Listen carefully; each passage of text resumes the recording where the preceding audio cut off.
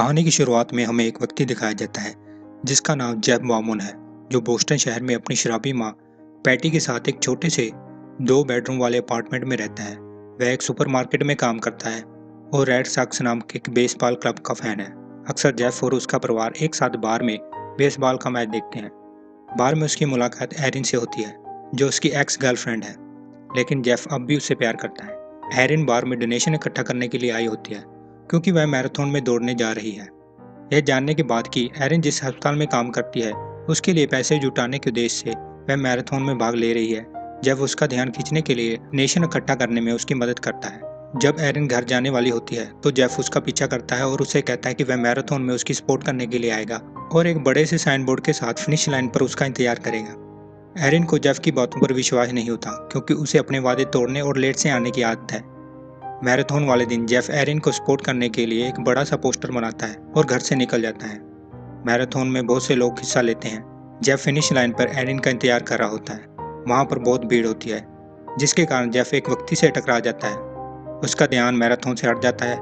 तभी सड़क के किनारे जहां पर जेफ खड़ा होता है, एक बम धमाका होता है। सभी लोग आवाज सुनकर डर जाते हैं। इस धमाके में जेफ बुरी तरह घायल हो जाता है और उसे अस्पताल लेकर जाया जाता है। दूसरी तरफ एरिन इस धमाके से बच जाती है। वह बार में जाती है और अब वहां से अपनी फैमिली को फोन करती है। तभी वह टीवी पर खबर देखती है, जिसमें जेफ के बारे में बताया जा रहा होता है। सभी टीवी चैनल उसकी बात कर रहे होते हैं, क्योंकि धमाका बिल्कुल जेफ के पास हुआ था। जेफ की माँ बेटी को फोन पर उसके घायल होने की खबर मिलती है। जेफ का पूरा परिवार अस्पताल में पहुंच जाता है। अस्पताल पहुंचकर डॉक्टर जेफ के माता पिता को बुलाता है और उन्हें बताता है कि जेफ जिंदा है, लेकिन उसका ज्यादा खून बहने के कारण हमें उसके दोनों पैरों को काटना पड़ा। तभी एरिन आ जाती है। वह जेफ से मिलना चाहती है। कुछ देर के बाद पैटी अपने बेटे को देखने के लिए जाती है और जेफ की हालत देखकर रोने लगती है। उसे विश्वास नहीं होता कि उसके बेटे के साथ ऐसा कैसे हो सकता है। कुछ समय के बाद जेफ का मैनेजर चार्ली अस्पताल में आता है। जेफ के पिता उसे कोई रिपोर्टर समझ लेते हैं, जो जेफ का इंटरव्यू लेना चाहता है। तभी चार्ली उसे बताता है कि जेफ जहाँ पर काम करता है वह वहाँ पर मैनेजर है और जेफ अब भी उनके साथ काम कर सकता है। वह उन्हें जेफ के इंश्योरेंस के पेपर देता है और बताता है कि अस्पताल का सारा बिल इंश्योरेंस में कवर है। आखिरकार जेफ को होश आ जाता है। उसके पास उसका बड़ा भाई खड़ा होता है, जो उसकी देखभाल करने के लिए वहीं पर रुका होता है। वह उसे बताता है कि धमाके के कारण उसने अपने दोनों पैरों को खो दिया। इसके बाद उसके भाई को महसूस होता है कि जेफ उसे कुछ कहना चाहता है, तो वह उसे एक कागज और पेन लाकर देता है। सबसे पहले जेफ ने पूछा कि क्या एरिन ठीक है। इसके बाद उसने बताया कि उसने बम लगाने वालों को देखा था। उसका भाई यह बात अपने अंकल को बताता है, जो FBI को फोन करता है। कुछ देर के बाद जेफ का परिवार और एरिन उससे मिलने के लिए आते हैं। इसके बाद FBI के एजेंट अस्पताल में पहुंच जाते हैं और हमलावर का स्केच तैयार करते हैं। कुछ दिनों के बाद टीवी पर खबर आती है कि बम प्लांट करने वाले अपराधियों का पता लगा लिया गया है।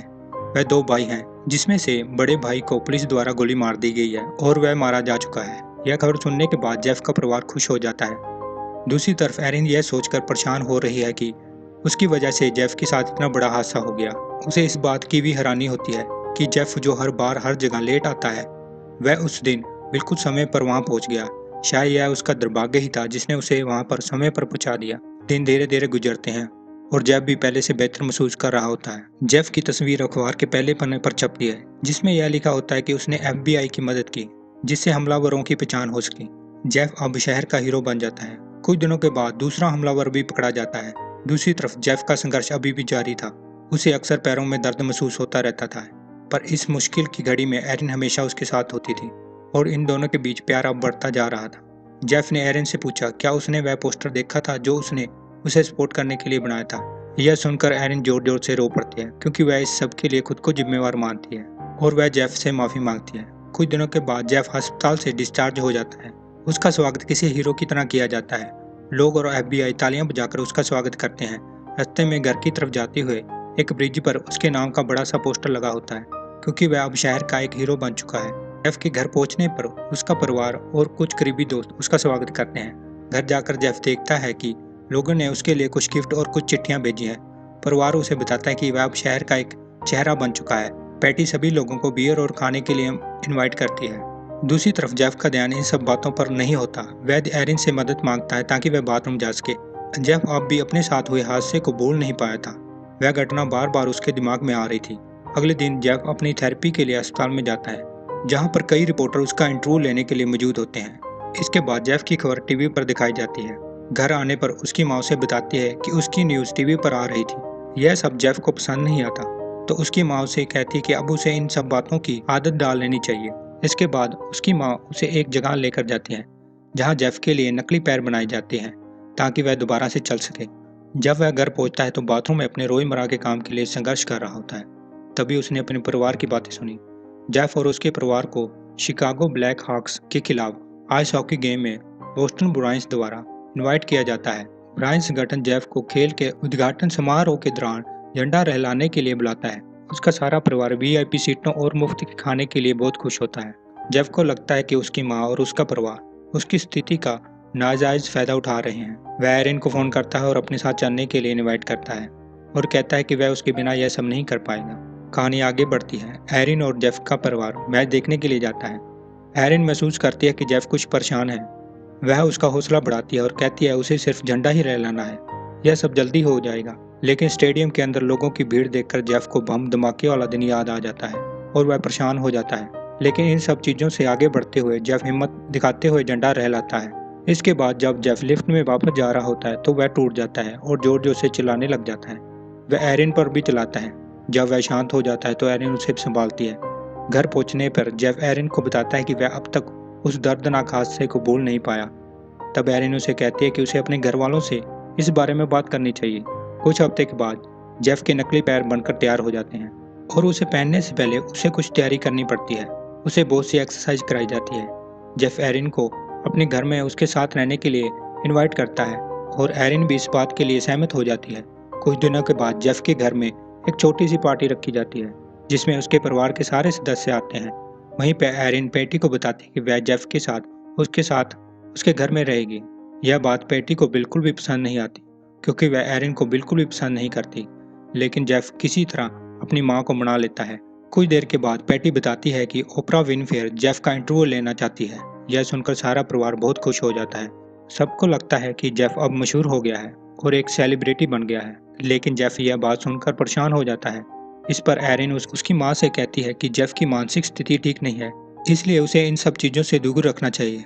लेकिन पैटी उसकी बात पर ध्यान नहीं देती और कहती है कि वह चाहती है कि उसके बेटे की बहादुरी के बारे में सारी दुनिया जाने। इस पर जेफ कहता है कि आपको यह सब करने से पहले मुझे पूछना चाहिए था। कुछ देर के बाद जेफ अपनी माँ को नाराज ना करने के डर से उससे माफ़ी मांग लेता है। कुछ दिनों के बाद एरिन और पैटी दोनों जेफ को अस्पताल लेकर जाते हैं। इस समय पैटी ने जेफ को कार्लोस से मिलने के लिए कहा। कार्लोस वह व्यक्ति है जिसने बमबारी के तुरंत बाद उसकी देखभाल की थी और उसकी जान बचाई थी। पैटी के अनुसार जेफ को कार्लोस से मिलना चाहिए, लेकिन जेफ मना कर देता है क्योंकि वह अपनी जिंदगी की बुरी यादों को फिर से नहीं जीना चाहता। कहानी आगे बढ़ती है। जेफ आमतौर पर पैटी के साथ शराब पीने की लंबी रातों के कारण फिजियोथेरेपी अपॉइंटमेंट मिस करना शुरू कर देता है। एरिन जो अब उनके साथ रहने लगी है, एक रात अपने काम से घर वापस आती है तो पैटी को सोफे पर सोया हुआ पाती है, जबकि जेफ अपनी गंदगी में सना हुआ बाथटब में नशे की हालत में बेहोश पड़ा होता है। एरिन जेफ को साफ करती है और साथ में उसे उन दोनों पर गुस्सा भी आ रहा होता है क्योंकि यह सब उनकी शराब पीने की आदत की वजह से हो रहा होता है। कुछ दिनों के बाद जेफ की नकली पैरों के साथ थेरेपी शुरू हो जाती है जिसमें एरिन पूरी तरह ध्यान देती है, लेकिन उसकी माँ वीडियो बनाने में व्यस्त होती है। घर लौटते समय पैटी और एरिन के बीच बहस हो जाती है जो झगड़े में बदल जाती है। जेफ इन दोनों की बातें सुन रहा होता और यह समझता है कि एरिन हमेशा उसका साथ देती है जबकि उसकी माँ उसकी स्थिति का नाजायज फायदा उठाती है। इसके बाद एरिन नाराज होकर वहां से चली जाती है। एरिन अपनी बहन को बताती है कि वह जेफ को छोड़ना नहीं चाहती क्योंकि वह 5 महीनों की प्रेग्नेंट है, लेकिन उसने अभी तक जेफ को यह नहीं बताया। वह जल्दी ही जेफ को इस बारे में बताने का फैसला करती है, लेकिन जेफ अपनी पुरानी आदतों के अनुसार अपने भाइयों के साथ बार में शराब का मजा लेता है। इसी दौरान बार के वर्करों के साथ उसका झगड़ा हो जाता है। फिर एरिन उसे लेने के लिए आती है और बताती है कि वह उसके बच्चे की मां बनने वाली है, लेकिन जेफ कहता है कि वह बच्चे के लिए तैयार नहीं है। यह सुनकर एरिन गुस्से में कहती है कि उसने अपनी फैमिली को छोड़ दिया ताकि वह उसके साथ रह सके और उसकी देखभाल कर सके। इसके बाद जेफ भी भावुक हो जाता है। वह कहता है कि वह सिर्फ उसके लिए वहां खड़ा था, अगर वह मैराथन में ना खड़ा होता तो उसकी यह हालत ना होती। जेफ फिर से कहता है कि वह बच्चे की जिम्मेदारी नहीं उठा सकता। इसके बाद एरिन उसे कार में छोड़कर चली जाती है। जेफ अपार्टमेंट के दरवाजे तक रेंगता हुआ जाता है और एरिन अपना सामान पैक कर घर छोड़ देती है। कुछ दिनों के बाद जेफ कार्लोस से मिलता है, जो वही व्यक्ति होता है जिसने मैराथन के दौरान सबसे पहले उसे देखा था और उसकी जान बचाई थी। कार्लोस उसे अपने बारे में बताता है कि वह 2 बच्चों का पिता था, जिसमें से एक बेटा युद्ध में शहीद हो गया था। जब सैनिक उसके बेटे की लाश देने आए तो कार्लोस ने दुख में खुद को आग लगाने की कोशिश की, लेकिन सैनिकों ने उसे रोक लिया। अपने पिता की इस हालत को देखकर उसका दूसरा बेटा भी टूट गया और उसने आत्महत्या कर ली। कार्लोस बताता है कि जेफ को बचाकर उसे लगा कि उसने अपने बेटे को बचाया। वह उसे धन्यवाद कहता है। इस भावुक बातचीत के बाद जेफ को अपनी जिंदगी का मतलब समझ आने लगता है। उसे महसूस होता है कि उसकी जिंदगी का क्या उद्देश्य है। इसके बाद जेफ अकेले ही अपनी थेरेपी सेशन करना शुरू कर देता है और अपने तथा एरिन के भविष्य के लिए खुद में बदलाव लाने की कोशिश करता है। वह एरिन को मैसेज छोड़ता है और अपने बिचकाना बिहेवियर के लिए उससे माफी मांगता है। कुछ दिनों के बाद जेफ और कार्लोस एक बेसबॉल मैच में जाते हैं, जहां जेफ को मैच की शुरुआत करने के लिए बुलाया गया था। हजारों दर्शक उसका गर्मजोशी से स्वागत करते हैं, जिससे जेफ को बहुत अच्छा महसूस होता है। घर पर एरिन भी इस मैच को देख रही होती है। मैच के बाद एक व्यक्ति उसके पास आता है और बताता है कि उसका छोटा भाई भी सोल्जर था, जिसकी गोली लगने से मौत हो गई। उसने जेफ की फोटो बमबारी के बाद देखी तो उसे अपना भाई समझ लिया और बहुत गुस्से में था, लेकिन आज उसे मैदान में प्रदर्शन करते देख उसे खुशी महसूस हुई।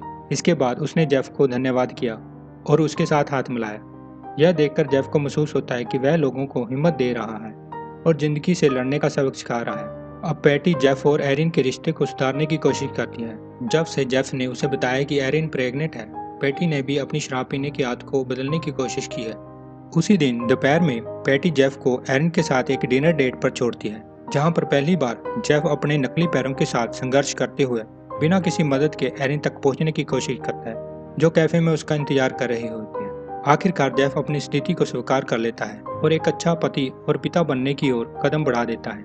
इसी के साथ कहानी का अंत होता है।